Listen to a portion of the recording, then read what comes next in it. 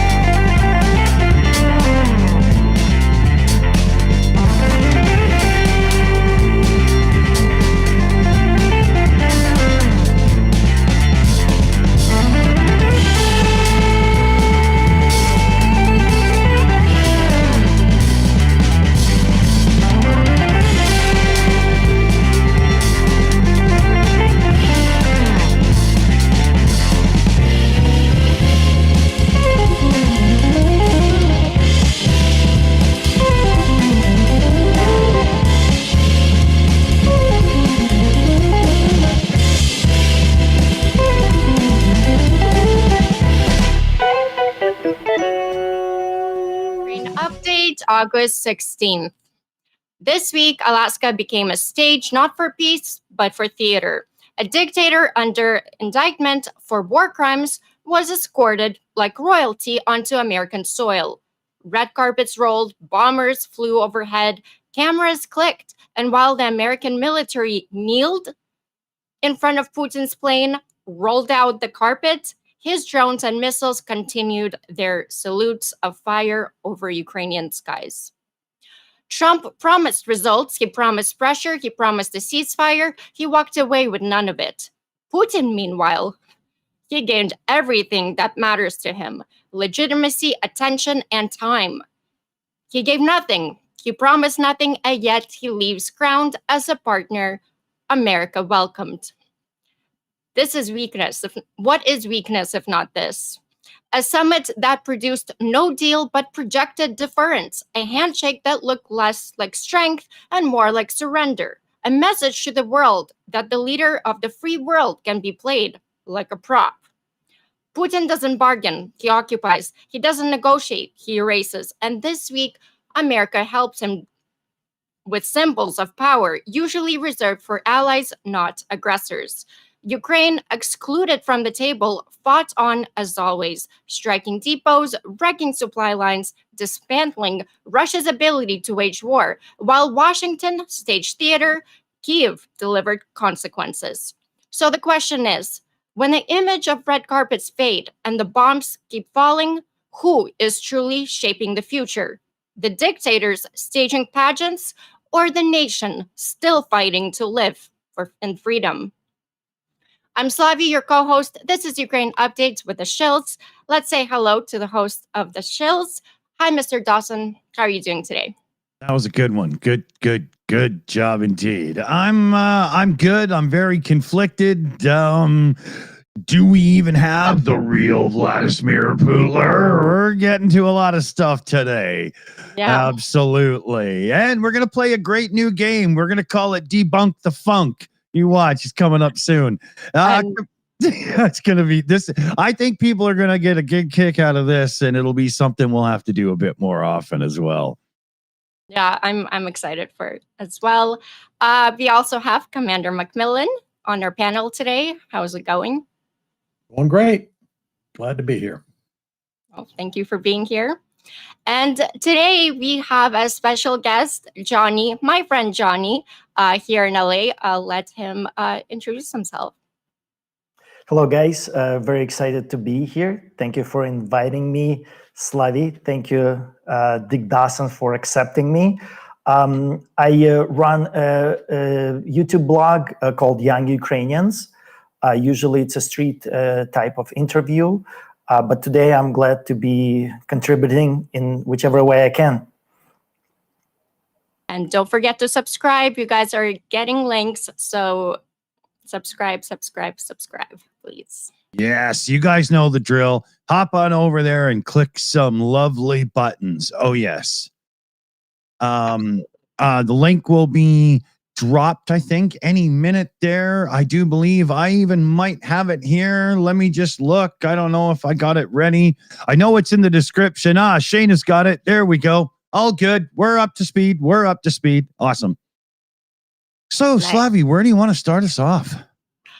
I mean, where do we begin? Well, let's begin with the two planes landing in Alaska. One of them is, Vladimir Putin. I'm lost for words at this point right now, but two planes land in Alaska, one with a war criminal and the other with a sex criminal. Yeah, exactly. Exactly. It's so bad. And I put the video up right away here as we're talking about this, because this warm old college buddy little greeting and bust up they had when they first meet on the carpet is pathetic at best. Yeah. The meeting ran at a military base, joint base Elmendorf-Richardson in Anchorage, Alaska. The press conference that really wasn't. They read brief remarks, took 0 questions, Trump and Putin, and left without announcing any agreements. Basically, Trump summed it up as no deal until there's a deal. We'll be talking about what Putin said quite a bit. We'll definitely dismantle it because his speech was prepared ahead. He knew exactly what to say, and Trump just lumbered through it like a complete numbskull. Yep. And Putin knew his audience and his way to manipulate. Oh, I was fuming when I was listening, because I knew people that don't have brain cells will be enamored by it. Yeah. So, and look at it in this part of the video here. Trump can't walk a straight line. Walk a straight line to save his life. I know. It's like there's invisible barriers and he's bouncing off them like a freaking ping pong ball or a pinball, Behind somebody's car on the highway with that, and they're texting while driving. Yeah, or drunk. I think it's also very important to pay attention to body language here. I think he's not really looking forward to this until he starts clapping. But it's interesting to see once he sees Putin, his eyes, they're glowing, and then a smile, he comes alive. My sugar daddy. Yeah. Here, let me zoom this in for y'all, just so you can see. Look at this little buddy moment. It's like Vlad saying, "Oh, don't worry, son. I've got the perfect cure for those swollen, fat fucking ankles of yours," But just pay attention here until the very end. After they made their speeches, it's going to be very different. So that's quite interesting. That's how we know that something went down behind closed doors for those 3 hours. Trump was he was defeated, completely defeated.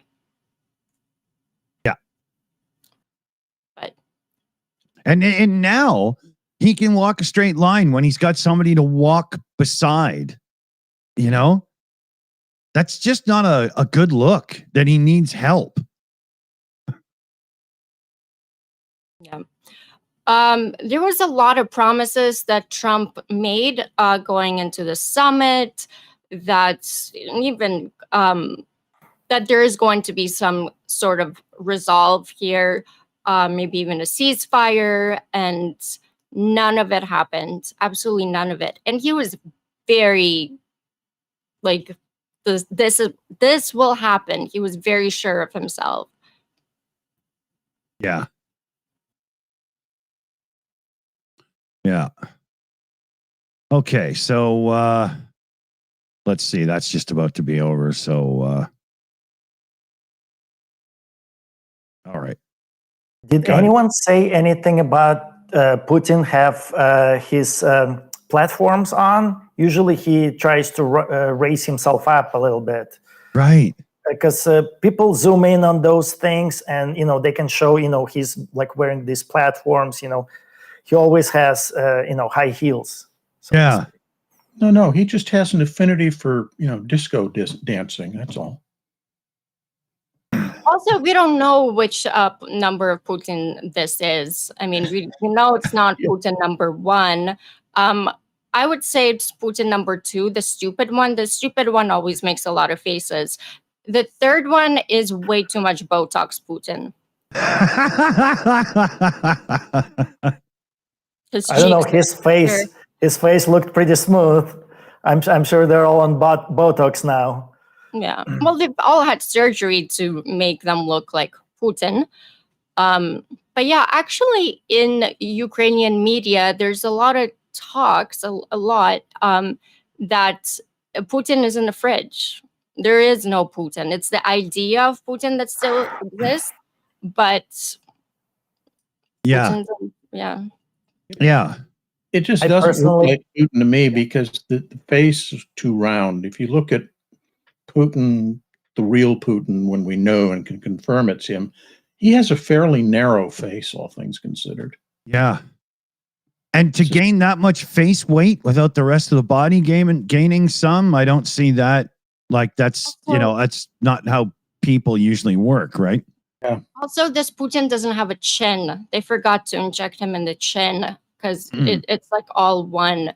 Usually Putin has a chin, so.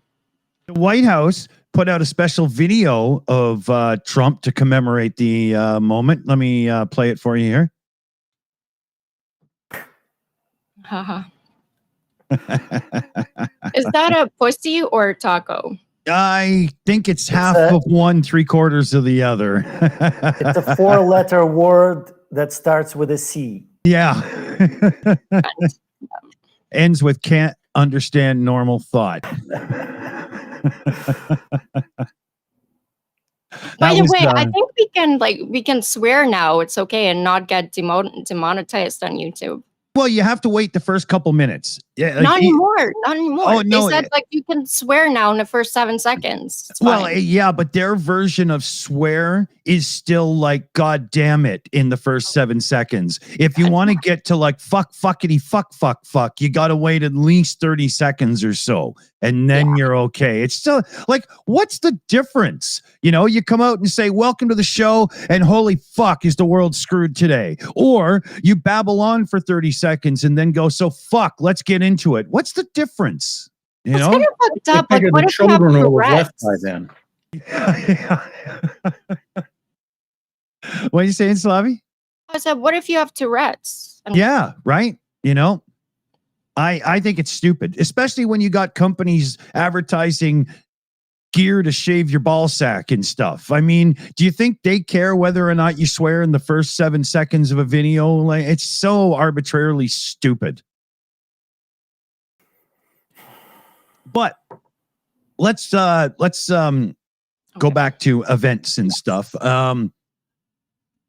The optics of the situation are terrible in every way for America. This is just brutal the way it comes across and looks. I mean, that whole thing where the jet landed in the wrong place and, before the God King could descend the stairs there, they had to bend the knee to the Russian plane to move the red carpet and stuff. I mean, that was totally planned in advance. They knew exactly what they were doing.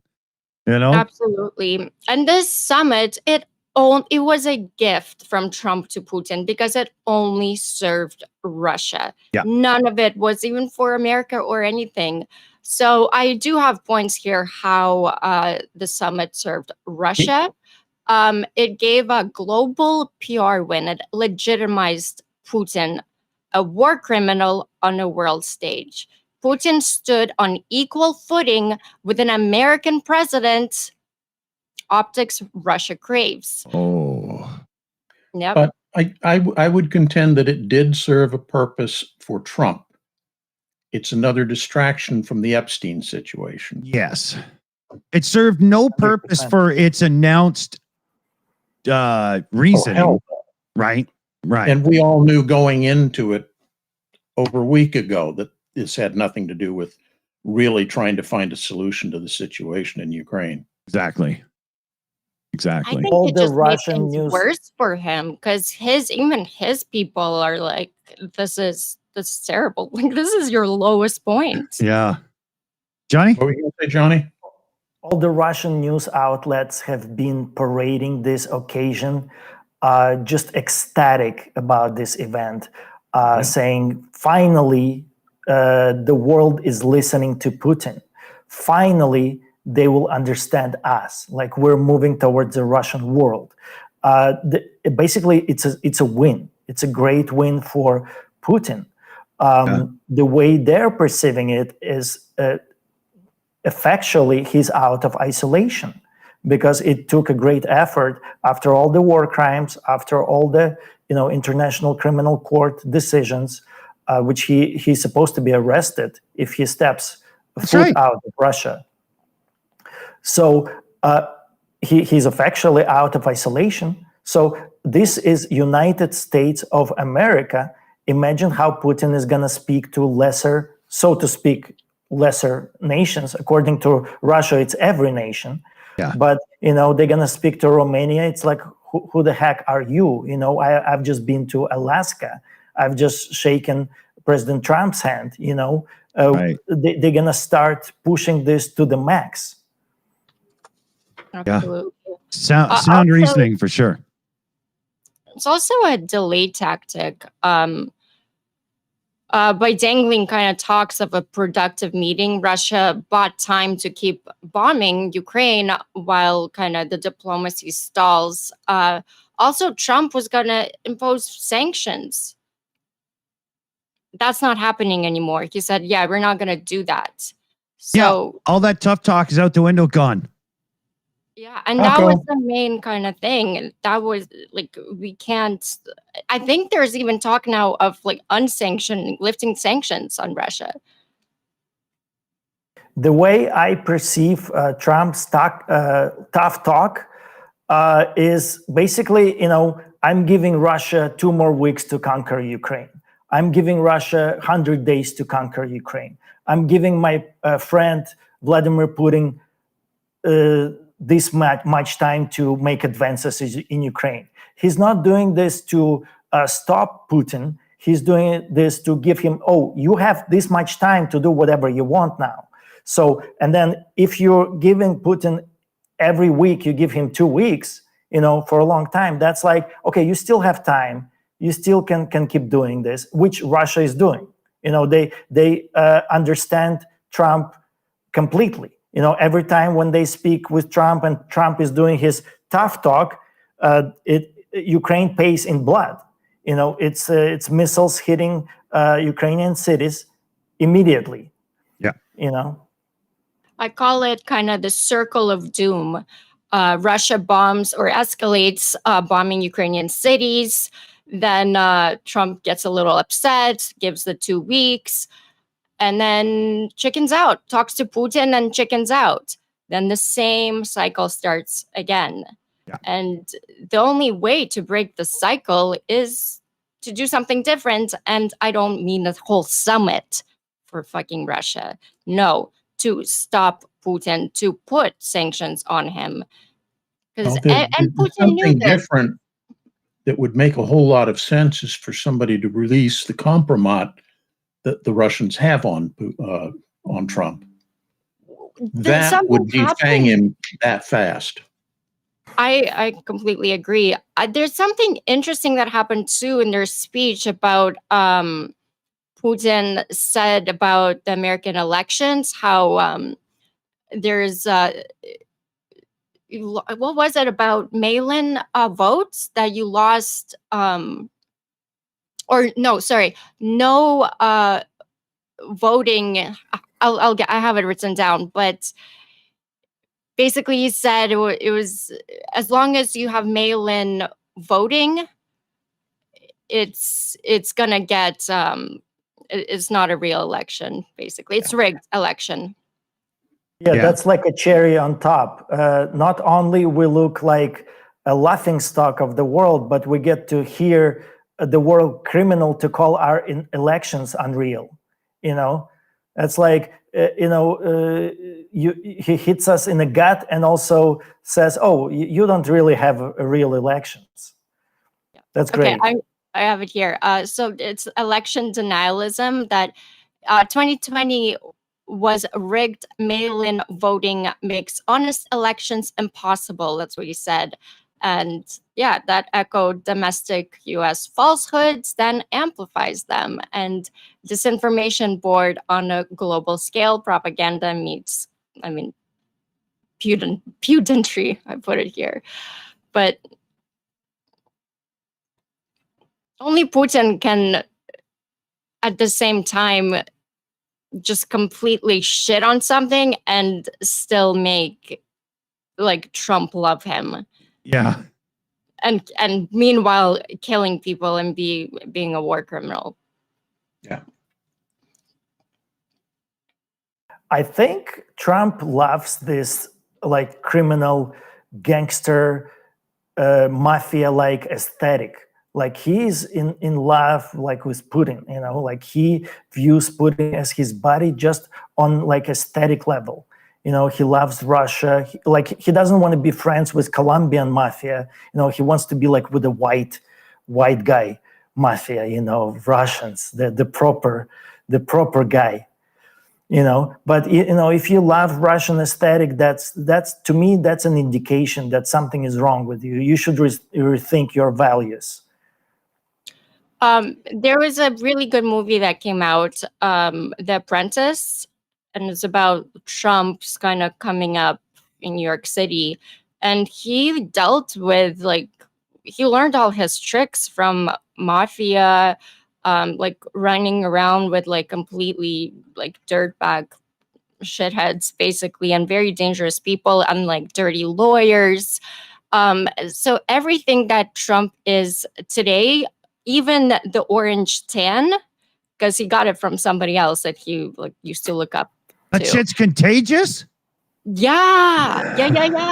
Oh my gosh, it's a very interesting movie. It's good. That's why Trump like hates it. He doesn't want people to see it. It's called learned behavior, Dick. I really liked what that the unsecured loan he got from Deutsche Bank came directly from the Russian mafia. Yep. I really like that video that Slavi posted on her Instagram, what Arnold Schwarzenegger, my personal role model, said about this whole situation. Like, honestly, if you've never seen anything, if you don't know anything, just listen to Arnold Schwarzenegger. He said it just in the plainest, simplest terms, you know, and he spoke, his speech was aimed at Donald Trump. I don't know if we can I think listen we to have that. it. I sent it to Dick. Really? I have it? Yeah. I sent it to you. WhatsApp. Like It's pretty today much or all like you need to earlier know. or something? Today. Yeah, this morning. Said Terminator has one of the best reactions I've seen. Oh, yes. Here. Okay. I don't know why it took me so long to clue into that, because I actually already watched it. He called Trump Wet Noodle. Yeah. Great. Amazing. Yeah. We should all use that now. Here. Agree. I can play it for us right now. Here. Let me get that unmuted. Here we go. President Trump, I just saw your press conference with President Putin, and it was embarrassing. I mean, you stood there like a little wet noodle, like a little fanboy. I mean, I was asking myself, when are you going to ask him for an autograph or for a selfie or something like that? I mean, you literally sold out at this press conference our intelligence community, our justice system, and worst of all, our country. You're the president of the United States. You shouldn't do that. I mean, what's the matter with you? I mean, whatever happened to the strong words or to the strength of Ronald Reagan when he stood there at the Berlin Wall and he said, Mr. Gorbachev, tear down this wall? What happened to all that?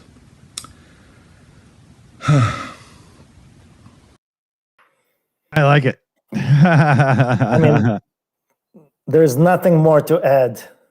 Yeah. Yeah. The wet noodle. Yeah. I was expecting you to ask for an four-letter autograph. word, Echo. Oh, it's good. Oh man. There's also some things happened like prior to the summit, like Lavrov wearing a USSR sweatshirt. Yeah, which was, I mean, insane that he was just walking around with. Because we should be able to take some more slaps from the Russian delegations. You know, Yeah. United States is a big country. We can afford some more slaps. Just oh my God, the CCCP shirt. Yeah, that's not like Pamela Anderson wearing a Baywatch shirt or something. Let's, keep in mind there's a bit more meaning, Also, the media on their plane over got served chicken Kiev on a plane. I took it as my innocent soul. I was like, oh my gosh, that's hilarious. It's, I don't know, some like pro-Ukrainian crew trolled the Russians, but I guess it's the other way around because chicken Kiev was served on a platter. So Yes. Ukraine was served on a platter. That's the unfortunate reality of how they're looking at it, right? Absolutely. I mean, I don't care how the criminals and people with their up to elbows in blood call it, that's why the Shills are here to call it what it is. Damn right. The freaking disgrace. Yep. Unbelievable. Unbelievable. Super sticker in from Yvonne Way. Hey. All right. Thanks, Yvonne. Yeah, we got the little foxy guy getting all karate style, got the headband on and everything. Looks like it's going out to what's that early karate fight video game from like the NES days? I can't remember, but it looks like the little foxy dude's going out to kick some ass. Thanks, Yvonne. That's cool. Yeah. Hey, Dick, are we fundraising for something today? Good shout, actually, because we're just wrapping up the summer fundraiser with Car for Ukraine. So all direct donations today go directly to them. We've got their direct link as well that we'll get into the live chat. It's in the description as well. We've been live long enough without saying that, so we better get that in right away. I'm slipping today. Good instinct, Johnny. It was great. Very much. Learning real fast. Yeah, I might have to put him up in the top row here. No. I'll stay in the back. I'll watch you guys from the rear raw. That's funny. Well, I don't know, Slavi, you grew up in Ukraine, of course. Yeah, I would. How I all was the born good there. students, Yeah, the good students were sitting in the front rows, and all the bad boys, the hooligans, were sitting in the back rows. That's how it is here too. Out here. Yeah. I could never make the front row. If you make it happen now, that's like, finally it happened for me. Yeah. I don't think I never really wanted to sit. I was always like off to the side and like second row, something random. Right. Sounds kind of sad. I'm like, I never made it to the front. I was always second. I always get stuck in the back because I'm tall, but I was also one of those kids that was better off sitting in the back anyway, not disrupting everybody else. Same here. I was always the tallest in class, so I was always like in the back. Yeah. My wife, who's a teacher, always had the plan that you put the troublemakers up front where you could keep a close eye on them. Yeah. Some teachers had that strategy, that's for sure. Or sometimes teachers would threaten me. You know, if you don't stop that, I'll put you in the front row. And I'm like, no, I'll stop it. Or in the corner. That was like your punishment. That's extreme. Yeah, that's extreme. Oh. All right. Yeah. Well, talking about being in a corner, Trump should definitely be in a corner. Why don't we talk about how it was completely pointless for America to do this? Yeah. Basically, it got no deliverables. Trump came in promising everything, a ceasefire, and America was left with nothing, not even credibility anymore. Not a single objective was met. It also shifted blame. Instead of holding Russia accountable, Trump put the burden on now Zelensky to make a deal.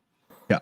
And that's why they were screaming, I guess, before the speeches, like on the phone with Trump and Zelensky, because now Trump wants Zelensky to like give up all of Donetsk. He was like, well, it's up to you to make a deal. Like, but we'll see more on Monday how that unfolds. But that's a U.S. abdication, not leadership, basically. Yeah. Have you guys listened to, I think, Latvian president, the lady? I think Latvian or Lithuanian, always confuse them. Yeah. And basically, she said exactly like what was happening and what's going to happen. Because to reasonable people, there was no surprise with any of this. So she said, Russians, it goes from the Cold War times. There was a guy called Andrei Gromyko. And he was a foreign minister during the Cold War of Soviet Union. And he laid out like this 3-point plan for negotiations of Russia and Soviet Union. And that's when Putin was in school and studying all this stuff. So obviously he knows this as well. Yeah. So step one is you make unreasonable demands. You ask for something you shouldn't have, you never had, and there's no point even trying to get it. You make those unreasonable demands. Step two is you threaten.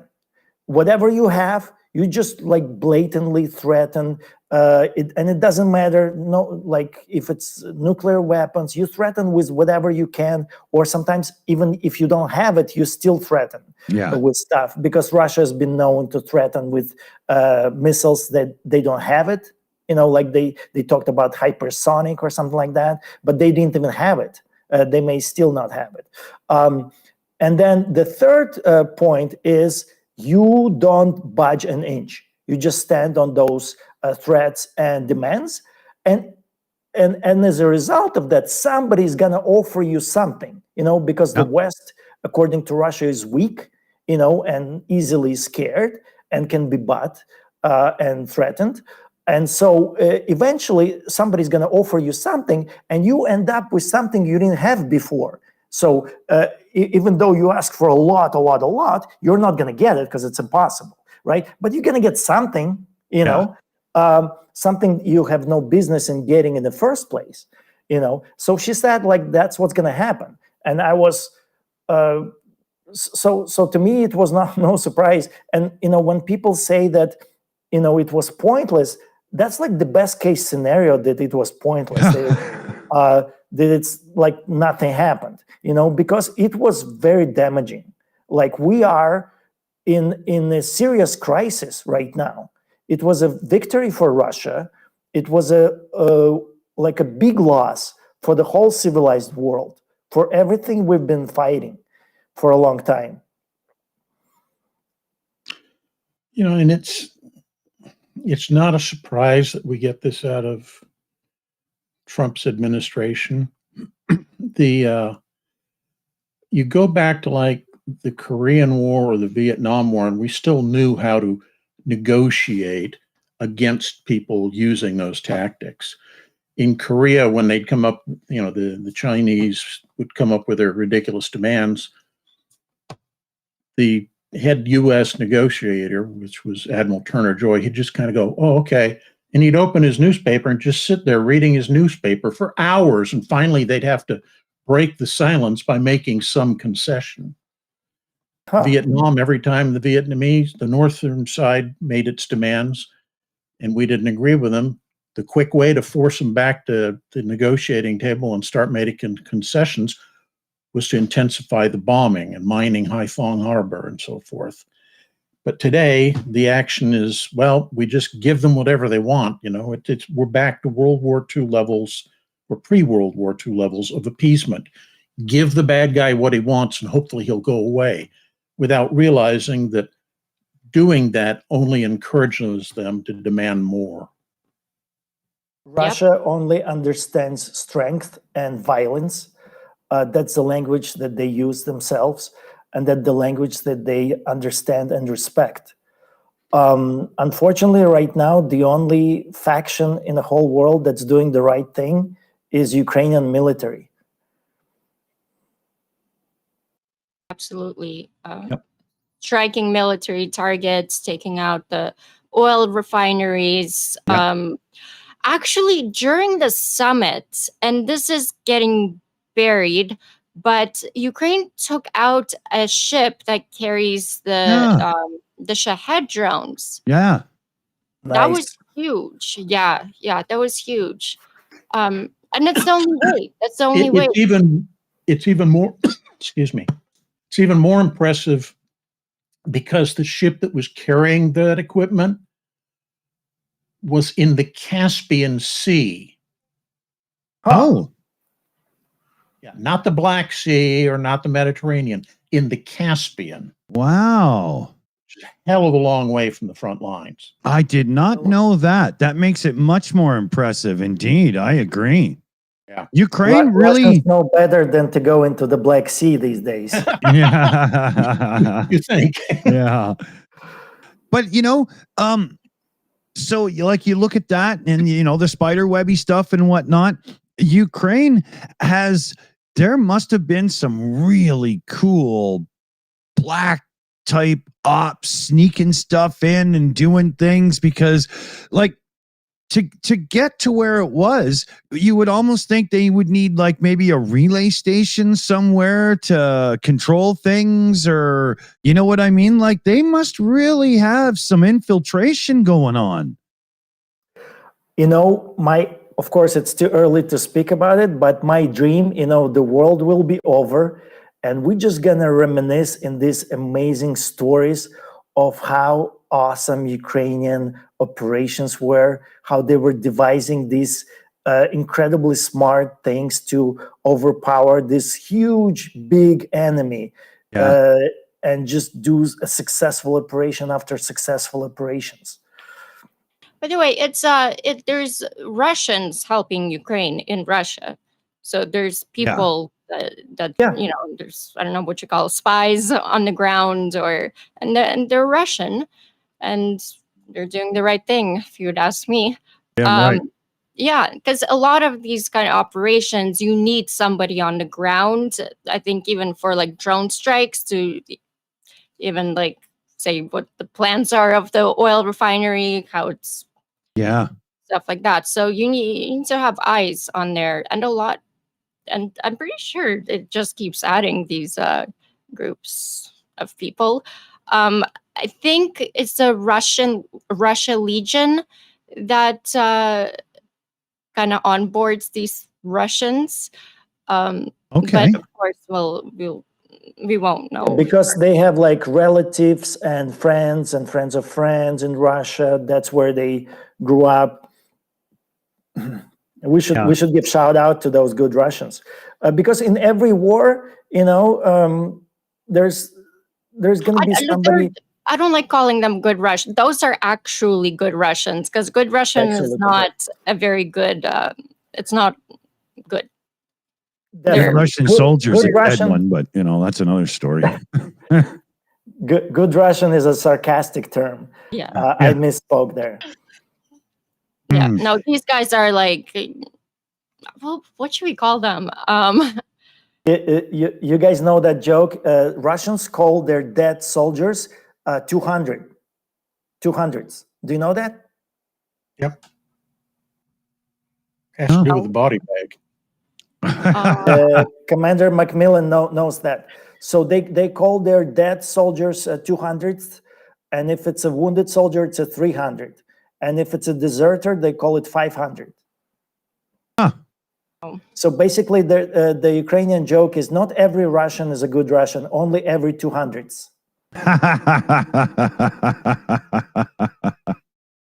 I like that. Slavy knows that joke. That's a good one. That's a good one. Oh. So, I mean, everybody, because Russians can stop this war right now. Exactly. You know? And there's just, there's not enough of them. There's only a slight minority that doesn't like this war. Most of the Russia is just ecstatic. You know, the way they are talking about this is a triumph of Russian military might. The Russia is standing against all of the evil West, which we are. And they, for Russians to stop the war, it's like to die. To die as a country, as a nation, as everything that they like, everything they stand for. Anybody who is like speaking with Russians in good faith about, oh, how about you stop the war? That means you don't understand what Russia is and what they're trying to do. You know, first of all, they will, in their minds, of course, that's never going to happen, and in their minds, they will conquer Ukraine. You know, and once they have Ukraine, that's going to be like a plateau to attack the rest of Europe, to project the force. They can take care of United States without fighting with us, because they're already influencing our elections. They're up into every branch of our government, of our news outlets, of our online presence. They're everywhere there. So to them, that's a better way. That's part of their war that they're waging against the West. Yeah. And Russians always said that. I learned it from them. What's happening on the ground, like the actual war, which we assume it's a war, to them, that's only 25% of what's going on. 75% of the war is happening in information space. It's how you affect politicians. It's how you affect, people's opinions. It's how you spread the news of what's happening on the ground. Yeah.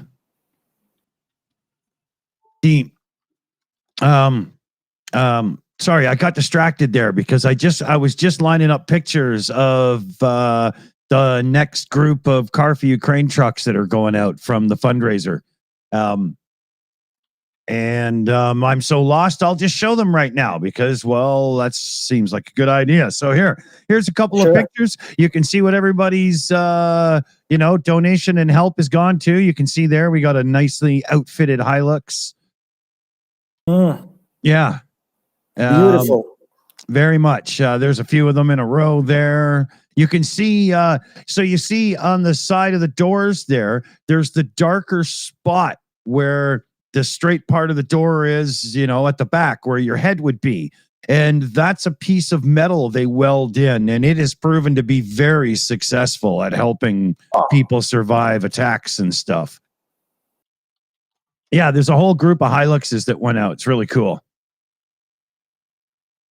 Yeah. That's beautiful. Yeah, exactly. So that's what the donations go for, everybody. Car for Ukraine. Oh, yeah.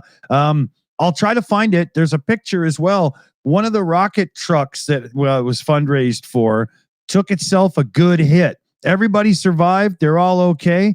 But another rocket truck is needed as quick as possible. So we're going to, here we go. Hold on. I've got a couple of pictures. That is some good truck if everyone survives. That's the point of a good military vehicle, to save the lives. Exactly here. What's going on? Why won't it let me? Sorry, everybody. 1 second here. Didn't it just download it to downloads? What's going on? Okay, there we go. It's working now. Sometimes WhatsApp on the desktop is quite the nightmare. Doesn't always work the way it's supposed to for me. Okay, here we go. So let me just size that up a little bit. Here's one picture of it you can see. And then here's the other one that shows. And this truck was built so well from Car for Ukraine. Everybody survived. That's amazing. Yeah. You can really see the engineering there that has to go into the back of that pickup to have that rocket launcher on it. It's really cool. You know, it's really cool, like grassroots, but really well done. And oh yeah. So yeah, and I mean, you never know how well it's done until you get hit by a Russian rocket, you know. Yeah. And then that's a big testament. It's just amazing that everyone survived. That's a good job. I mean, somebody's doing something right. Yeah. Yeah. Are we part of that? Yeah. Yeah. Me personally? yeah. The Car for Ukraine fundraiser we did last time, or no, 2 times around ago, we funded one of the rocket trucks, and that isn't the one that we funded, but you know, there's one down, so we got to try to get some funds in to get that replaced. But this is the same team kind of people who are providing the vehicles? Yeah. Okay. Oh, shoot. 1 second here, guys. Hold on 1 second. All right. Should we keep going? Let's do questions really quick. We got a question. I cannot see the chat, so if you see something interesting from the chat, would you read it to us, Slavi? Yeah, people. We have like people in the background that are adding questions from the chat. So, so we have a question from Dow. So what happens now after the meeting?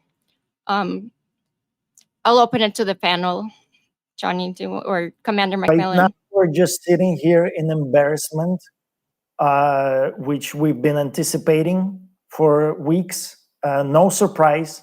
The only way it could have been surprising if Trump took Putin in a headlock and started beating him bloody and handed over to the authorities, basically. That's the only way it could have gone in a surprising manner. But other than that, it's a big loss, a big win for Russia. There's nothing nothing positive out of this that I can think of, you know. And I wish, like, maybe you guys can see anything positive, because otherwise it's too depressing. Yeah. Commander McMillan, do you have any takes on this, on what might happen next? What happens next is we wait 48, 72 hours and we completely forget that it ever happened. I mean, that's the way the news cycle works, unless it's something substantive, and we know it wasn't substantive. So yeah, it'll be purged from memory within that amount of time. Well, we have Zelensky flying in on Monday and having the meeting. As I said earlier, I hope he brings Europeans with him. That would be super. Now that I think about it, there might be some silver lining. I mean, there's a sliver of hope that Trump feels embarrassed as well. Is that even possible? And he may be thinking, oh, maybe I should start helping Ukraine. Is that even possible, you guys think? I was, for the first time, I was watching an analyst this morning, and it was the first one that he kind of put it in a more positive light. And he said, wait 24 hours, because Trump is going to get a lot of criticism and a lot of flack for this. So he might change his tune, or he'll have to. But he reads the news, Fox News. Fox News also said it, like his favorite news station. They also said that was really weird, that Trump spoke second on our own soil. Like that never happened. Watch his expressions and listen to what he says, and it's basically almost an acknowledgement that it was a complete waste of time. Well, that could be a positive thing. if you read between the lines, that's kind of what he's saying.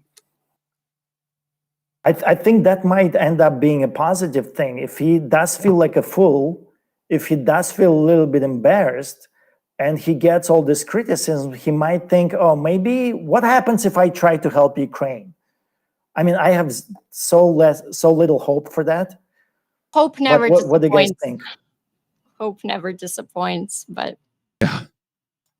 By the way, big shout out to that lady who was screaming at Putin, when will you stop bombing civilians?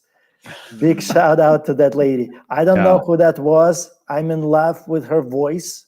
Maybe I'll marry her someday, you know, or maybe I'll meet her and buy her a beer or champagne. People like that, that's the good people. That's the right reaction. That's what we want. And I just want to, you know, I just want to use this platform and say this. We have such an amazing chance of feeling good every day. We have this amazing Ukrainian military doing wonders on the battlefield. We have a chance to just root for them, cheer for them, help them, arm them, and just, it's going to be like a feel-good day every day. Look at what they're doing, how amazing they are, and how they're destroying our enemy, the enemy of our world, who are attacking us, who are saying they will destroy us. That's a cause we can all get behind. Support Ukraine, love Ukraine, do everything Ukrainian, because this is survival at this point. Yeah. There's Thomas Peterson. Is that there? Yeah. Thomas Peterson in the live chat. We need to get Zelensky a copy of the Epstein files. You're damn right, man. And I honestly, you know, even though like Trump is doing everything to distract from Epstein files, but Epstein files is also a distraction, you know, because some people say maybe he's not in the Epstein files, but he knows the people that are in an Epstein files, and being the guy who is like making deals, you know, he's so good at making deals. Who is the best person to make a deal with? A criminal that's scared to go to jail, right?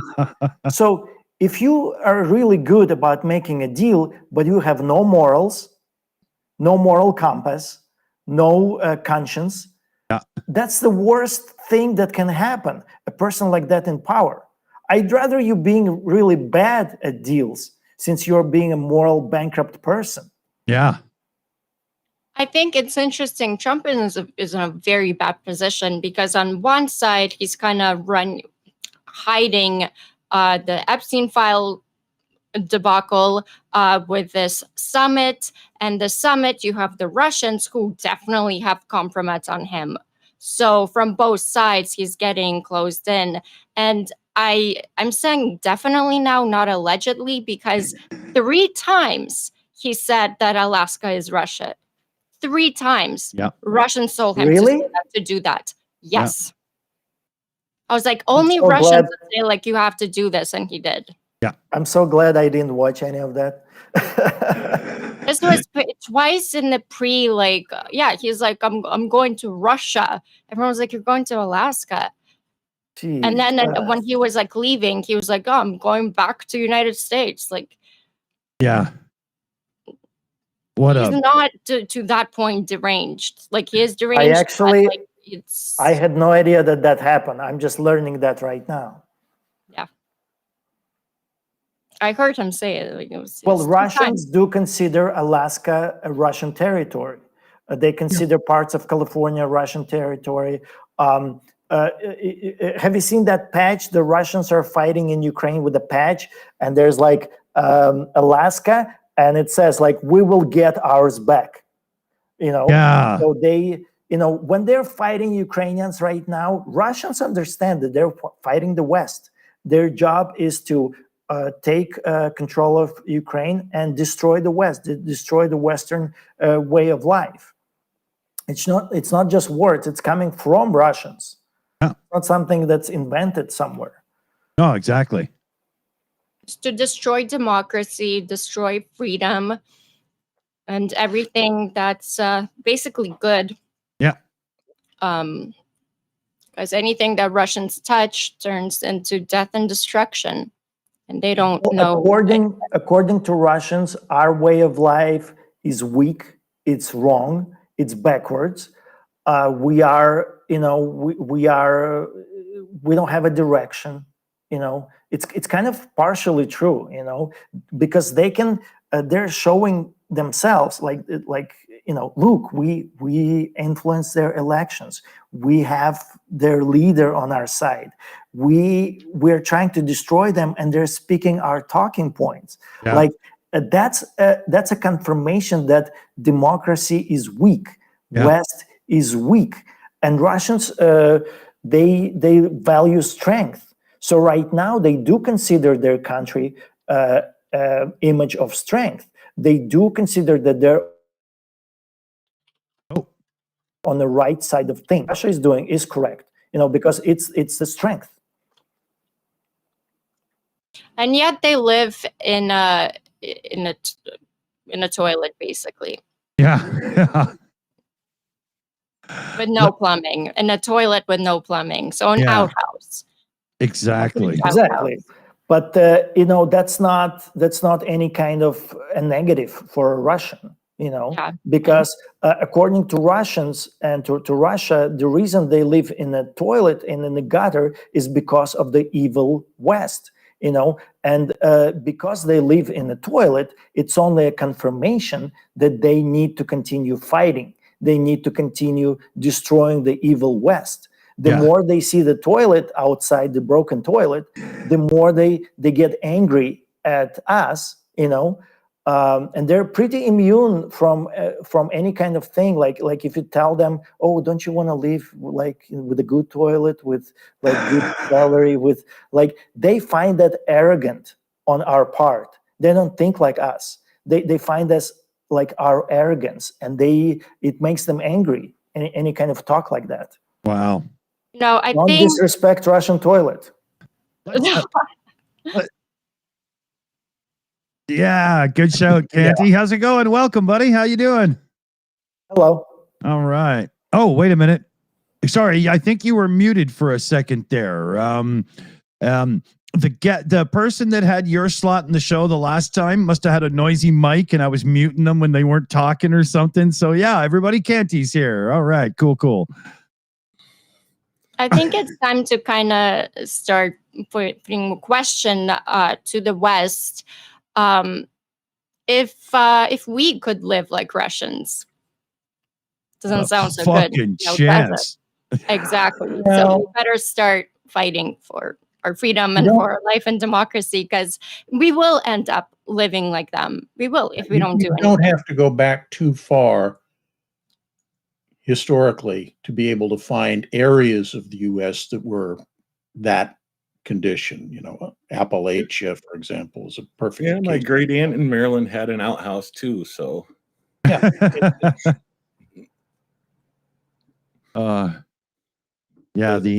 I like plumbing, so I reject the Marxist way of life. Yeah, and I think the difference is a Russian is willing to accept that that's the condition he has to live with, whereas most Americans, while they can deal with the conditions that might be that bad, they aspire to improving the conditions they're living in. Exactly. To something that's better.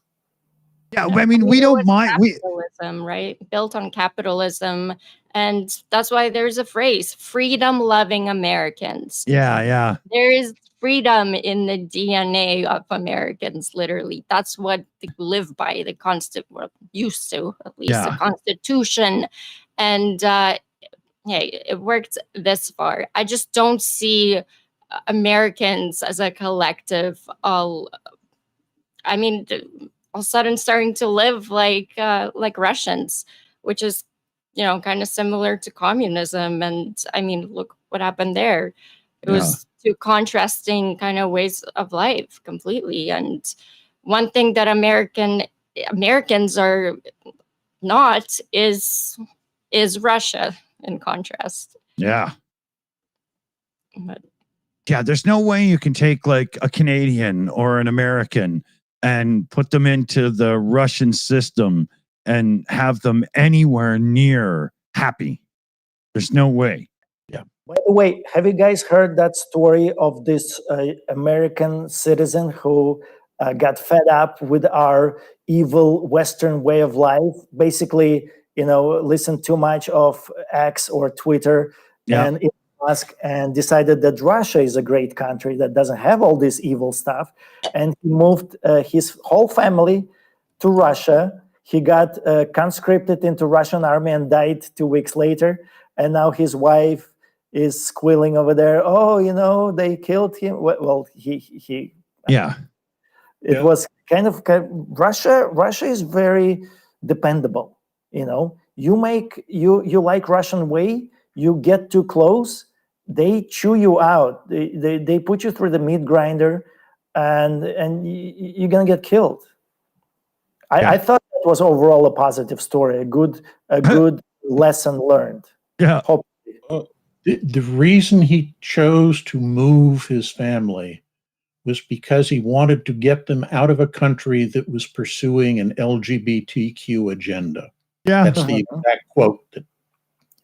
It's a lot better for his daughter to be raped over there in Moscow than for them to be exposed over here to our evil LGBT agenda over here.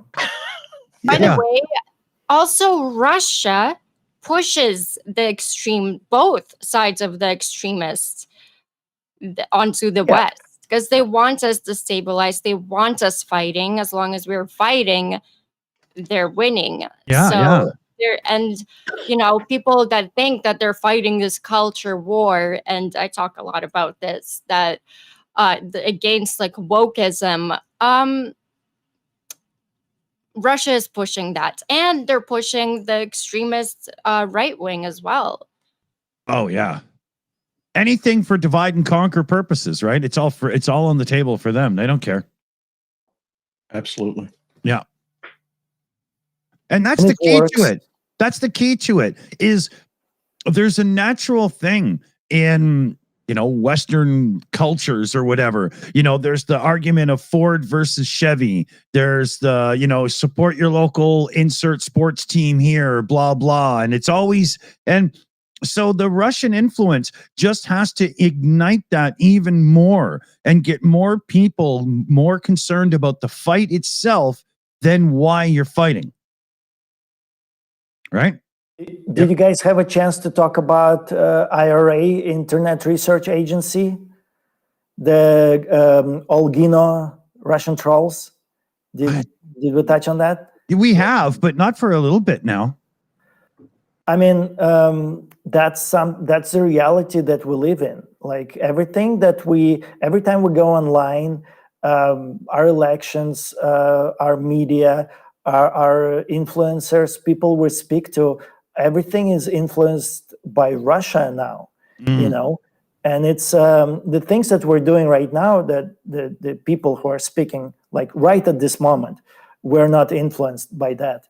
But, the comments under this video, there's going to be some Russian trolls, it's everywhere right now. Yeah. Slavi, did you read them, the Olgino thing? Do you guys want Slavi to read this to us? Well, let's do a couple of shout outs and then we'll switch right to that. That's a good idea. Okay. We have a lot of questions too. Yeah. So here, first off, we got Tyler Dowdy in with a super chat. Support freedom and democracy and buy Ukrainian products. To hell with Trump tariffs. Hey, great shout indeed. I like it. Fred Bear comes in with a $10 super chat as well. For Dancing Hula Girl to put on the dashboard. You know what? I got a gag for that. Where is it? Right here. Captain Kirk style hula dancer. And then we got super chat Matt in the chat there. Let's stop Putin and Trump from the war going on and help Zelensky end the war. Slava Ukraine, Heroam Slava.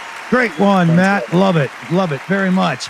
And then ATV and Ham in the chat threw a $10 direct donation into the hat. Slava Ukraine. Hey, thanks, Ham. Huge. Awesome. Thanks, everybody.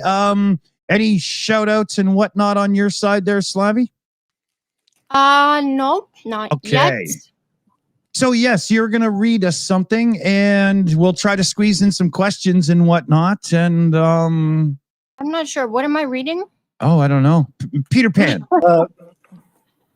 Do you want me to read it really quick? I'm just going to read from Wikipedia. It's a very short article, but I mean, there's it's like Arnold Schwarzenegger's speech. It's got everything you need to know. You know? Okay, cool. Yeah, go ahead. I don't know what I'm reading. Sorry, I just have to do a quick search over here. But basically, you know, it's Russian Yevgeny Prigozhin. He was a Putin's cook. He was cooking food for Putin, and basically the two kind of most important people in Putin's life are people who cook for him and who carry his pool briefcase. You know, stuff goes in, stuff goes out. So by being his cook, he became very powerful, very rich person indeed, and he started having his own. Basically, he started having his own army, ЧВК Wagner Group, Right. and on the other end, he realized the importance of influencing the information space. And that's what we're going to talk about. So he came up with this idea. He had a office building, like a high-rise, like maybe 10-story office building. He put 1,000 Russians in there, and they were around the clock.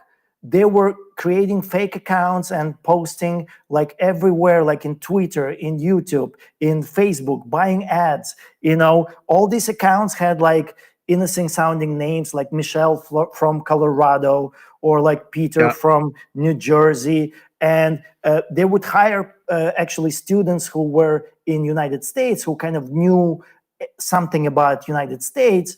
And so these people could pose for, just within the short comment style of interaction, they could pose for, you know, Americans. You know, of course, if you dig deeper, but, you know, who would dig deeper? You know, we see a comment online and you're thinking, oh my God, you know, Russia has won, Ukraine is fallen, you know, and that's what they're doing.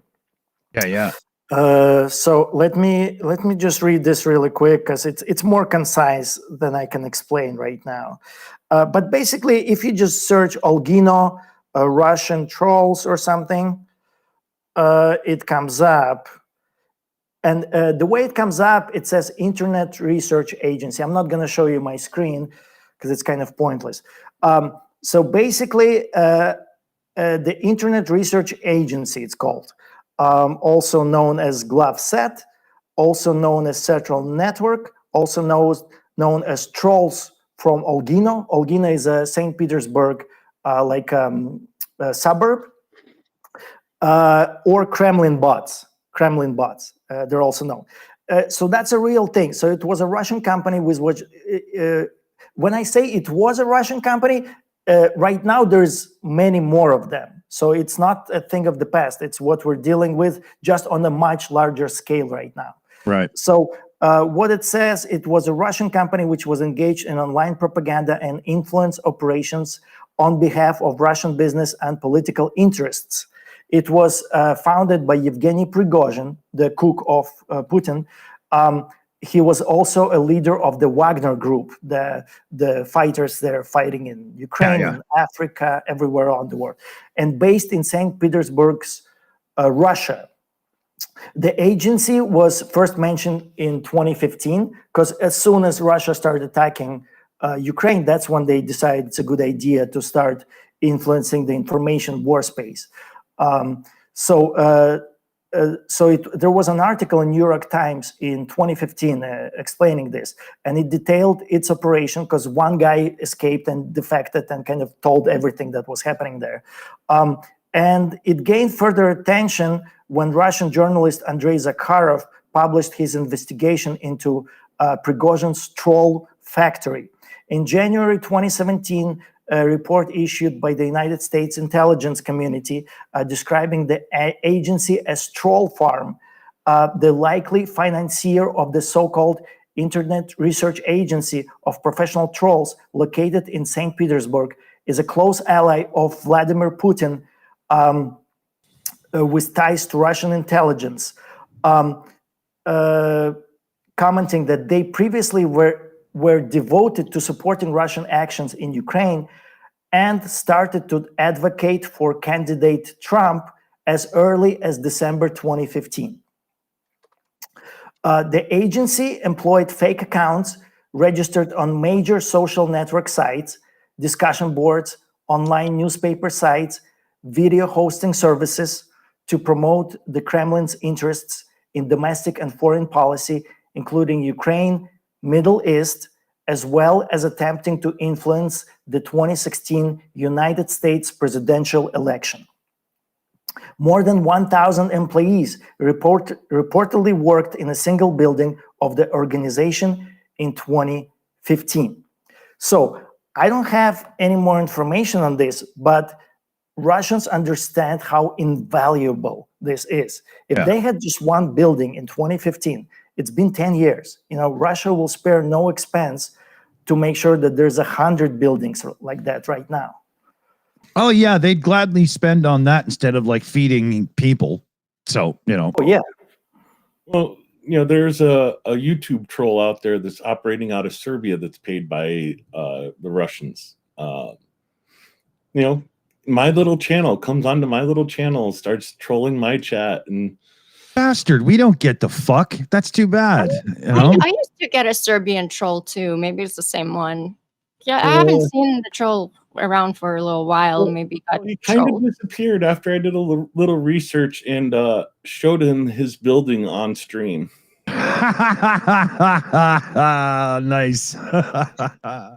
Oh, that's doxing though. Be careful with that. Yeah. Yeah, even if it's a troll, you can still get in trouble, but I applaud the effort. You know, well done. I promise I won't release the location of the building you're in to the Russian, or excuse me, the Ukrainian drone forces. Yeah. Next time, Canty, my advice would be to use an AI narration and just make a second channel that sounds like it has nothing to do with you. And you could just give the new creator a shout out so everybody could go and see it. And that way you're safe, right? This was like 6 months ago. And this is the first time I said that was the building he was in. So okay.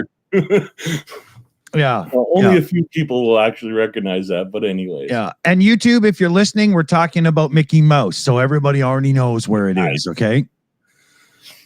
We have a lot of good questions coming in. Let's dive into a few. Let's get to them. Yes. That's the exciting part. This is a comment, but it's good. In a significant and recent development, Putin signed a decree on August 15th that could potentially allow foreign investors, including ExxonMobil. Wow. I mean, I'm not surprised, but big business just doesn't care, man. That sucks. Yep. And I think we're going to see a lot more of things like this, unfortunately. Yeah. Next up, we have a question from Theoretically. Good name. What would be conditions under which Ukraine could accept a deal with Russia? Are there any offered concessions like making Ukraine neutral? Okay, I'll go on the record here. The only land swap I support is if Ukraine has to give land to Russia, the U.S. has to give Ukraine Alaska. No, you know, I think we can do a more direct thing. Just Trump gives Alaska to Russia for Russia like pulling out from Ukraine. That sounds ridiculous, I know. That's what I support that if I can get my Ukrainian residency card. See, the thing is with making deals with Russia, it never holds up. It's not a deal like they never keep their word. So it truly wouldn't be an end to war. It wouldn't stop the killing, because sooner or later, right away, they would keep going in whichever deal is made, and whatever they sign, whatever they promise, It's all they butkus. will always come back and keep killing and invade. The Yeah. only way to completely stop Russia is to make sure it's crushed economically and militarily. Yeah. Well, That's the only way. I think everybody knows the Budapest Memorandum from 1994. Hmm. What a lot of people don't realize is in 2008, the US, UK, and Russia reaffirmed the Budapest Memorandum. Let's see, who was the Russian president in 2008? Could Who was it the Russian be? president that invaded in 2014? Could it be? Could it Satan? be? So, yeah, rather than just saying they don't keep their word, I like to give examples, because that's case in point. Putin in 2008 reaffirmed that he will respect Ukraine's 1991 borders. 6 years later, Donbass, Crimea, and where we are now. I think Russia has a slogan, something like Russia has no borders, basically. Well, That tells you everything. Putin said that. And I would also like to say, I really like this question because it's very manipulative. It serves Russian interests. It's completely false on its whole substance of the question. There is no deal. Russia doesn't have any deal. All these deals are proposed by Russian sympathizers. When they say, "Oh, Ukraine, wouldn't you cede some land just to stop the war?" Russia did not offer Ukraine to stop the war to cede land. Russia is never going to stop. Show me where Putin says, you give up all this land and we're going to stop the war. Never it says. Like right now when they say, Ukraine pulls out all the armies and we get to take this, they say after that we'll start talking about possible peace, which means nothing. Yeah. So this is a manipulative question that serves to show that Ukraine is not willing to negotiate, that Ukraine doesn't want peace as hard as maybe Russia. It's a BS question. I like that somebody asked that question because we get to dive into this, but I hate that question because it's a Russian serving question to show, and there's no substance to it. Russia doesn't have a deal. Trump himself even knows it. I have the clip right here. I think that's not a very smart question. See? But we do have breaking news coming in. And I completely agree with you, Johnny, on all that. But Putin offers Trump, not Ukraine, Trump, frozen battle lines, written promise not to invade again if Kyiv surrenders Donbass. It's bullshit. We know that, but... God damn. Is that an actual proposal? I haven't had the time to go through it because it's literally breaking right now. It just says Putin offers Trump frozen battle lines, written promise not to invade. I think it's not written because it's promises to Trump be written. is not a president of Ukraine. Exactly. Yeah. How can you promise the interstellar galactic of Mars the something in Ukraine? I'll tell you. Can stop. I'll tell you this, guys. 4 days ago, Zelensky already said, the BBC had reported it. Zelensky said 4 days ago that there's no way in hell Kyiv will acquiesce to anything that has to do with handing over the Donbass region. As such, that's why that is in this, because this is not meant to solve anything. I think there's another layer to this because in Donbass, that's where Ukraine has the heaviest fortified area. I think Commander Macmillan can explain it much better than I. And if Ukraine lets that go, Russia sweeps in, and it's going to be a lot easier for Russia if they get that to go on, basically, with the war. Commander? So, no, that's accurate. It's the Ukrainians have a line of fortified cities that are not currently on the front line. There's just like the fallback line if things go to shit at the front.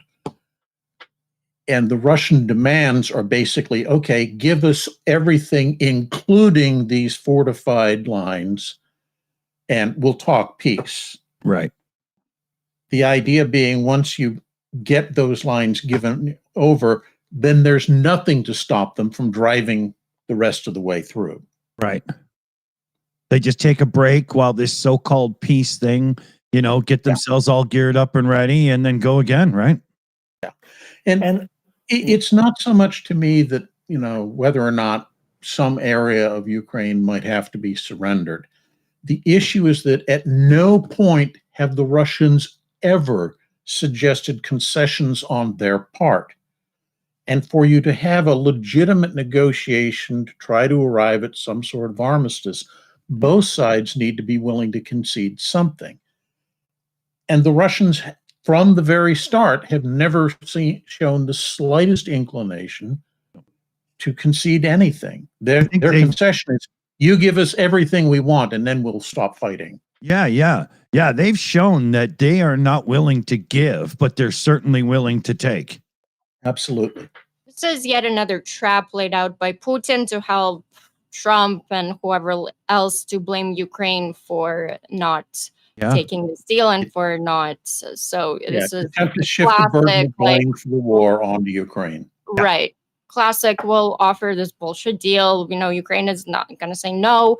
And it gives us now a reason to take the shift onto Ukraine for being hard to deal with, not taking the deal, and whole narrative switch. Couple of shout outs. And there's some go ahead. There's some historical basis to the Russians pursuing this argument, because it's of trying to negotiate without bringing the Ukrainians into the equation, because it's the same thing that the British and French did in 1938 with regards to Czechoslovakia. It's, we're going to give up all the border regions, which happen to be the mountains that have been fortified. We're going to give those to the Germans so that we won't have another world war. And, less than a year later, you got your Second World War. Exactly. Can I address something else as well? I just, when they say peace, I don't like how the word peace is being used. When Russians say after Ukraine lets them occupy this land, then they can start talking peace. Because piece of this, piece of that, piece of this. Yes, exactly. Because military occupation, that's not peace. That's just the end of hot phase of the war. So they're basically using like a carrot of ending the hot phase of the war, and they're calling what's coming next peace, but that's not peace, because military operation is still just a colder phase of war, because as soon as Russians sweep in, they're going to start repressions, they're going to start tortures, they're going to start the raping. That's like a Russian thing, that's not even worth being discussed. You're going to have those people suffer immeasurably, under Russian occupation. And the only hope for those people is for Ukraine to come back and liberate them, take them back. So that's not any kind of peace. It's also worth remembering that in 2014, when all the trouble started in Donetsk and Luhansk, the Russians studiously maintained that they had not invaded. That was a popular uprising by Slavic elements within those disputed regions. Yeah.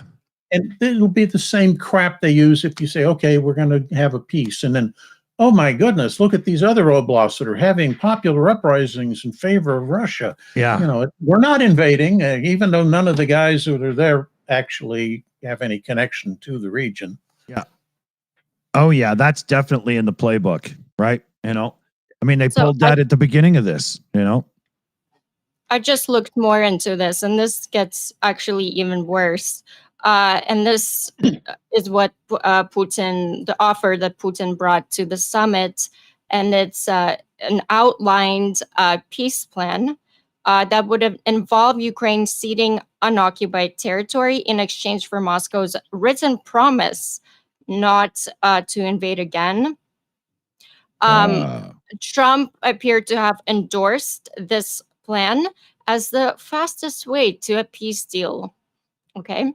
Is he short on toilet paper or something? can In we? We gotta. Toilet paper. Hold on, well, it gets crazy. In exchange for Ukraine's withdrawal, Putin would offer a written promise not to attack Ukraine or a European country again.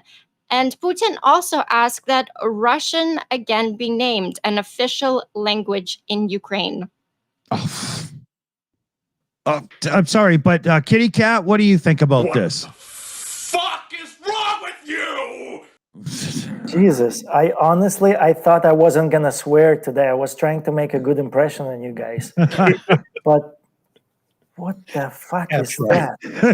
That is bad shit crazy.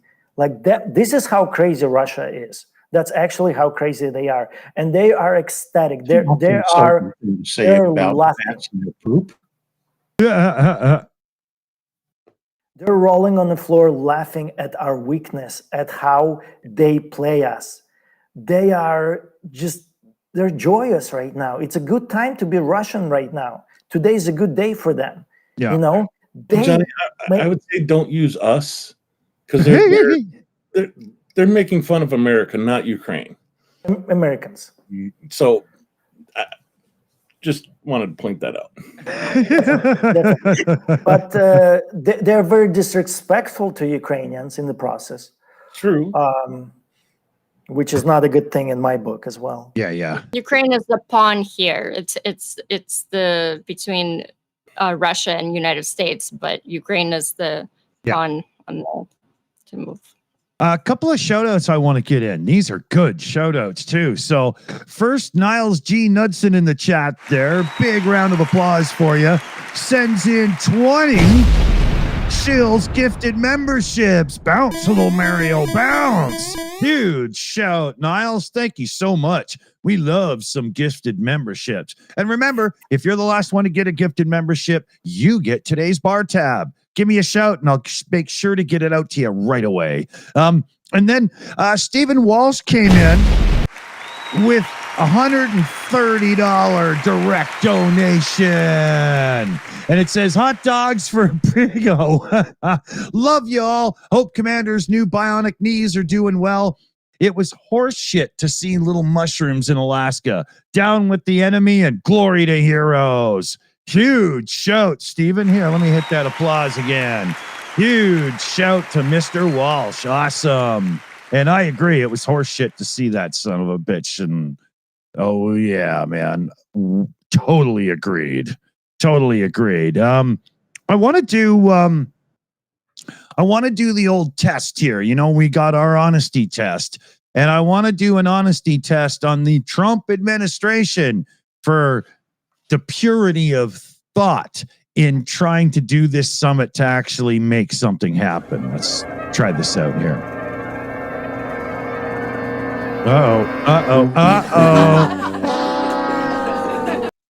Totally unexpected. Oh, no. Yeah.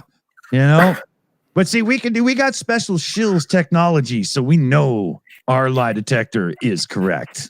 So let's get back. I do have a shout out as well from You Know They Exist.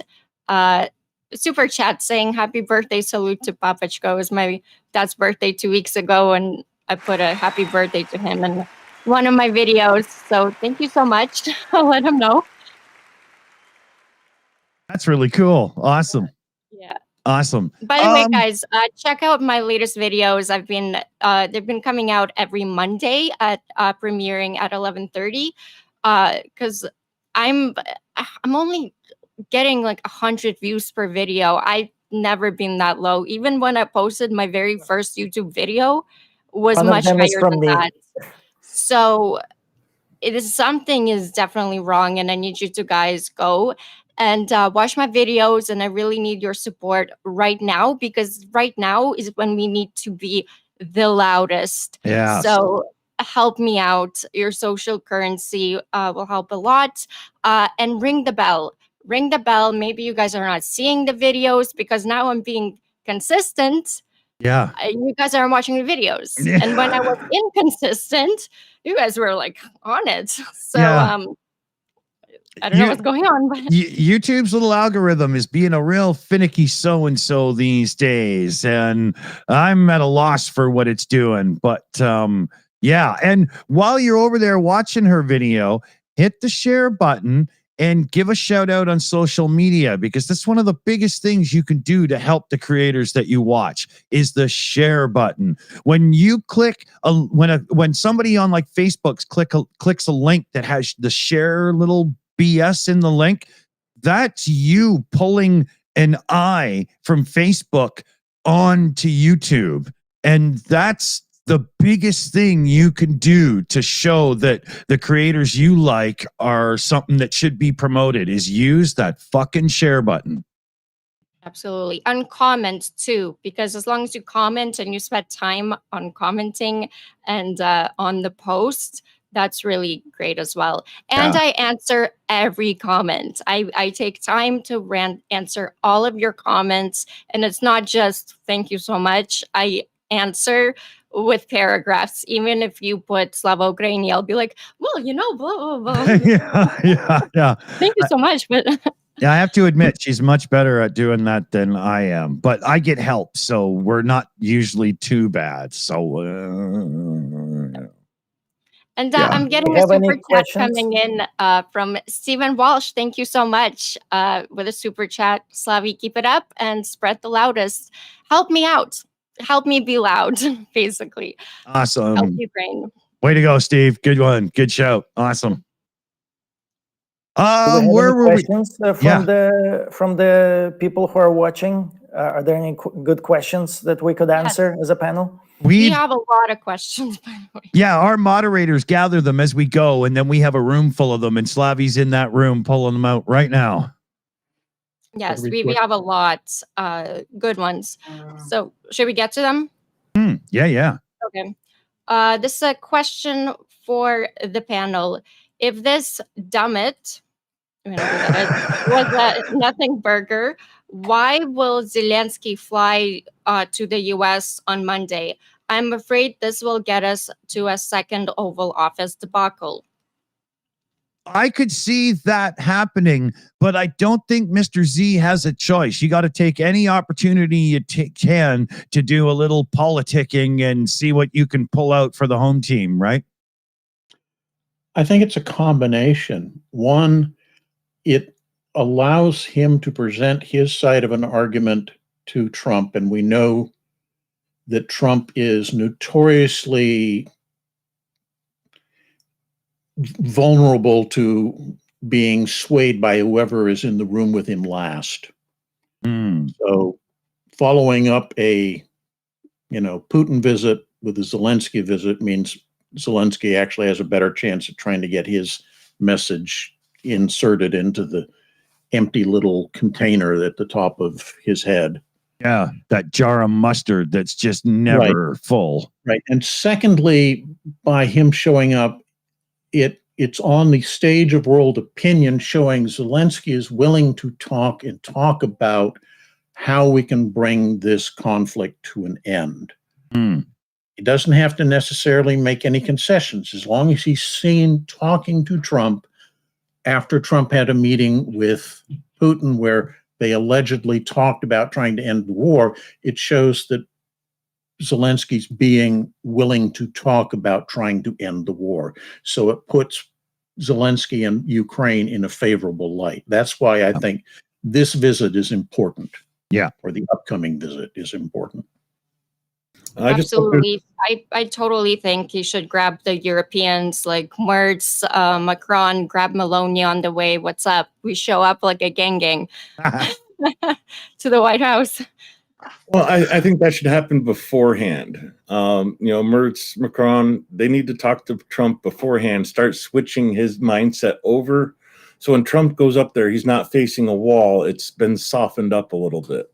I think they've been talking. They've been talking to him. That's the crazy part.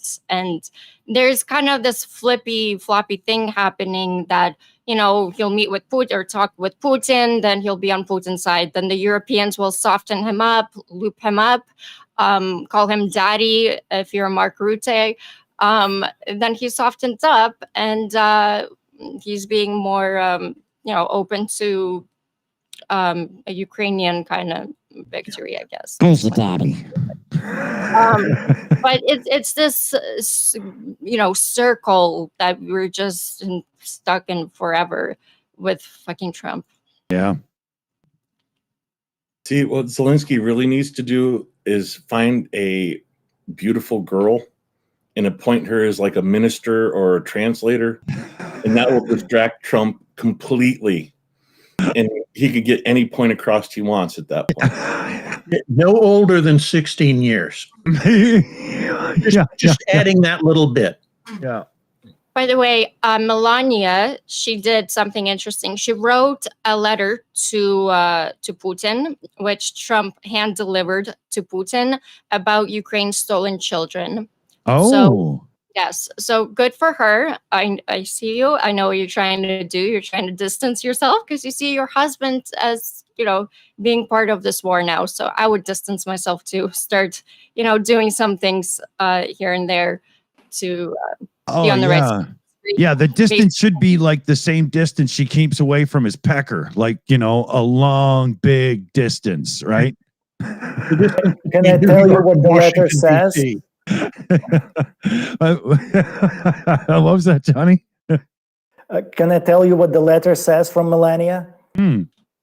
It says, Dear Mr. Pedophile, please stop abducting Ukrainian children. Did we discuss that Putin is a known pedophile? Yeah. I don't want to get into, too much because that's one of those areas of conversation where if we even use that word too much, we could. But okay. I like to be honest about things around here. I mean, we don't censor. So, he's adhering to a very important tradition. Laventia Beria was one. So yeah. Let's refer to them as pedal boys. Yeah.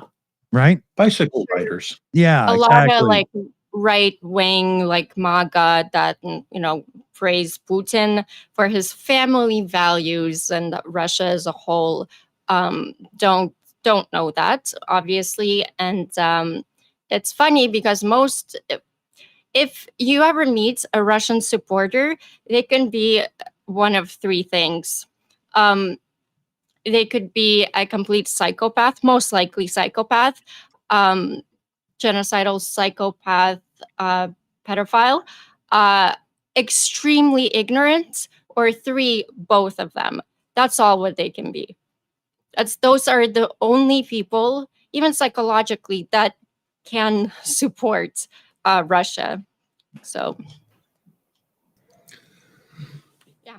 Anyways. Yeah, even talking with the Russians that have been here in the States for 20, 30 years, I say Kyiv as Kyiv instead of Kiev, and they get mad and yell at me for changing the name. Yeah. and it just shows you the mentality that is ingrained. I don't know. The Russians that are in the United States that I've come by, they keep their head down and good. If they keep it up, I'll... Well, most of them keep their Flavia, it's just you, it's their instinct of self-preservation kicks in. They don't want to be on your bedside. Yeah. Well, a lot of times, my friends will be like, they'll check like who it is, because a lot of times they don't really understand if it's Russian, Ukrainian. They'll just be like Slava Ukraine, and then if they say it back, great. If they don't, we know. All the time they say back. Yeah. So they better. That's like trying to get Germans to say squirrel. right? You know, you can tell when they're old joke.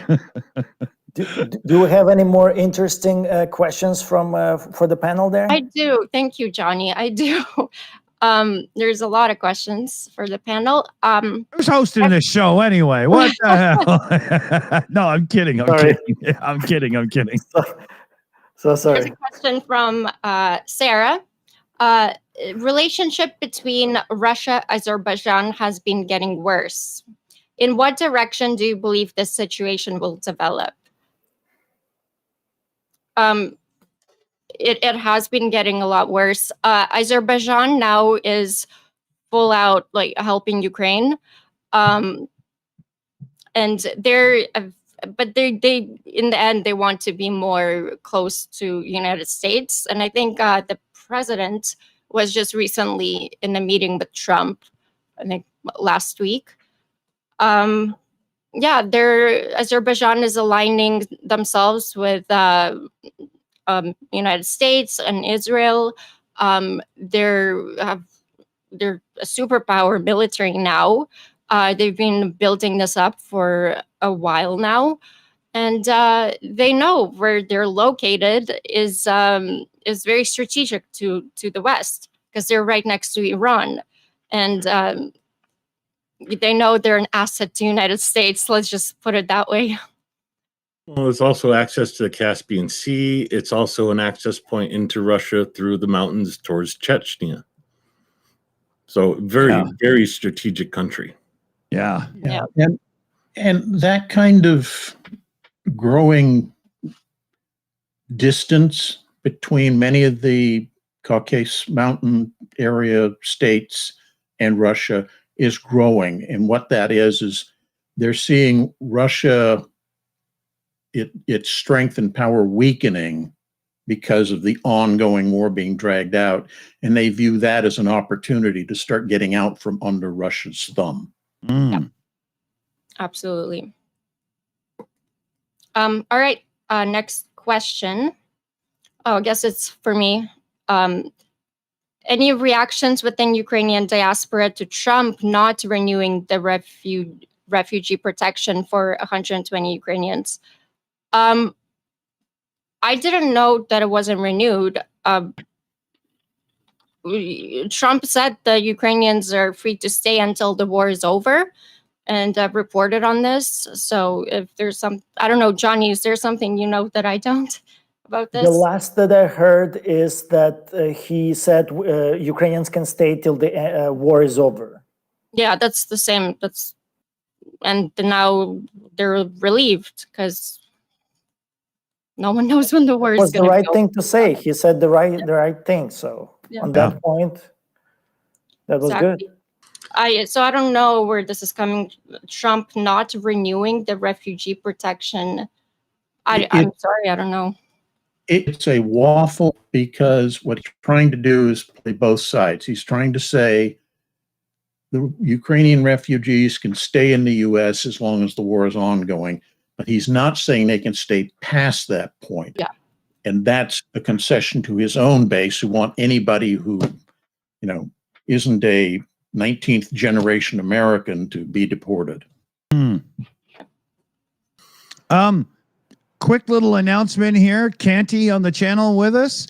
He is 5 subscribers away from being able to apply for that monetization. So here is the link in the live chat right now.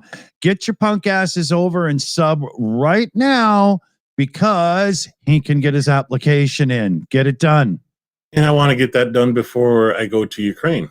And that's 16 days away. That'd be awesome. We could probably have it we could probably, we should have it so that you can apply as soon as in an hour, right? How hard can it be to get 5 subs over there? So get it done, people. Come on now. How do you do all that rednecky talk? I'm not really sure. We're getting really short on time. So a couple of shout outs I'm going to squeeze in here. We got Stephen Walsh on that chart again with a $40 direct donation. Huge shouts today, Stephen Walsh. And he says, down with the enemy and glory to the heroes. Love it. Awesome. Huge thanks, Stephen Walsh. Huge thanks. And We've also got Carl Jacobson in the chat as well with a $22 direct donation. Car for Ukraine, shout out. Cede Texas to Russia, but keep U.S. military bases. Just an idea, he says. Well, it might make the upcoming election easier. So, oh, it's funny. And we come over here. We got You Know They Exist with a super chat. Slavi is genius, proven every day on her channel. Great shout out. You Know They Exist. Love it. Very true as well. And then Carl Jacobson came in with a member message as well. And it's the sunflowers and the Ukrainian flag. And he even got Buckchuck the raccoon in. Huge, huge. Love it, everybody. Thank you so much. We'll do thanks to the team in our wrap-ups here, which we should start right now. Otherwise, myself and Commander and maybe others can actually get in trouble today. So absolutely. Canty, do you have any final thoughts to leave our viewers with? Well, I just want to say thanks for letting me on the show, and come check me out when I deliver half a suitcase full of this stuff to Ukraine. Awesome. Yes, you're leaving what, 16 days? Yeah. All right. So let's get some subs over for Canty. Here, we'll get the link in the chat again. Absolutely. Johnny, do you have any final thoughts? Promote your channel. What do you do on your channel? Please tell us. I know what you do, but tell the audience to make sure they check out your channel. It's Who very is your good, guys. daddy and what does he do? Yeah. My daddy used to be a doctor, but he's retired now. And on my channel, I go to the wild streets of LA, Los Angeles, and I talk to people about current issues about Ukraine. I think it's very interesting. Ukraine is very interesting. What's happening is very interesting. We have a very ruthless enemy that we're fighting, and winning is what we have to do. So that's why we do what we do. And thank you for inviting me. I had a good time. Excellent. Glad to hear it. Yeah, thanks so much for coming on. And yeah, guys, please subscribe to Johnny's channel. What is it called? Tell us. And it's called Young Ukrainians. Young Ukrainians. That's the handle. But I hopefully, if you search Young Ukrainians, like Los Angeles or California or Beverly Hills or something like that, all the locations where we go, it should come up. Hopefully. Absolutely. Yeah, if you do at Young Ukrainians, you'll get it instantly. Exactly. All right. Commander McMillan, any final thoughts? Two things. One, we didn't discuss the situation at the front, but I was optimistic when I saw that International Institute for Study of Warfare listed for the first time in a long time more Ukrainian advances than Russian advances along the line. So that's a good thing. Secondly, as I always do when I wrap up here, please keep in contact with your elected officials. Tell them that Ukraine is important to you and you want the U.S. to continue to support Ukraine. Absolutely, especially right now where the people need to put pressure onto our leadership to support Ukraine right now. So please give your elected officials a call or an email or a dove, whatever you can. Yeah. I'd like to shout out Ohms for a super chat. Thank you so much. Saying, I try to share on Bluesky and Threads. I don't have a big following, but I do see people reacting. Thank you so much. Every action counts. Threads is great. It's popping. Bluesky is dead, unfortunately, but Threads is popping. It's great content. I really enjoy my time on Threads. It's not as toxic as X, not at all, but it does have the information and everything for it to be very addictive. So be careful. So thank you so much, Ohms, for sharing. I like to just get into my conclusion. The Alaska Summit proved one thing. Putin can walk onto American soil, smirk for the cameras, mock the United States, and with Soviet symbols too, and leave without conceding a single inch. No ceasefire, no sanctions, no justice. Yep. Only optics, only humiliation. Trump called it productive. Productive for whom? For Russia, certainly. For America, it was theater. It was embarrassment without any teeth. Yeah. For Ukraine, it was another reminder that our survival is too often bargained in rooms we're not even invited to. But this isn't just Ukraine's fight. If you watched a dictator parade in Alaska and felt indifferent or thought it doesn't touch you, then you're already behind. Because what Putin wants is not just Kyiv, it's the collapse of the system that protects your freedom, your vote, your voice. That's why your support matters. Call your elected officials and demand they stand with Ukraine. Donate to the causes that put drones in the sky or cars in the front, food in the hands of displaced families. Support Ukrainian channels. Fight Russian lies online, because social media is a battlefield these days. And whether you know it or not, you are part of the fight. So huge thank you to the panel today. Thank you for battling disinformation with your voices. To our crew, to our moderators on both channels, thank you so much. You guys are rock stars as always. And to you, the viewers, thank you for standing with us for every comment, every share, every donation. If you're new here, please don't forget to hit subscribe and welcome. Ring the bell so you don't miss our next show. That really helps, and it matters more than you think. So I'll leave you with this. If America can roll out a red carpet for a war criminal, what kind of world will be rolled out for your children if you choose silence? Yeah. Slava Ukraine. Slava Ukraine. We Slava. got a on the channel here. We got Mexi Girl on the Shills account, Shayna Caldwell, Liam Wakefield, Jose C, David Worley, and Super Chat Matt. Huge thanks, everybody, because couldn't do this without you, as everybody just saw. We got to get the hell out of here or everybody gets in trouble. Slava Ukraine. See y'all soon, everybody. Take care out there. Good morning, Slava. Good one, Slava.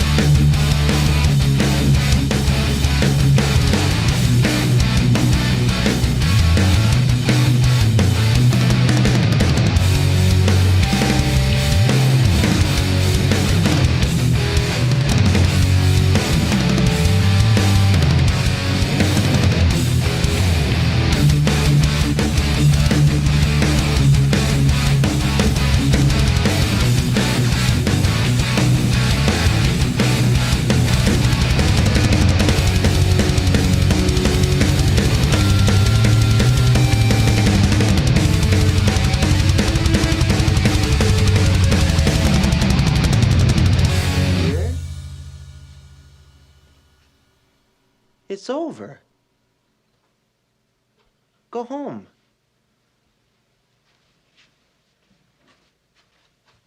Go.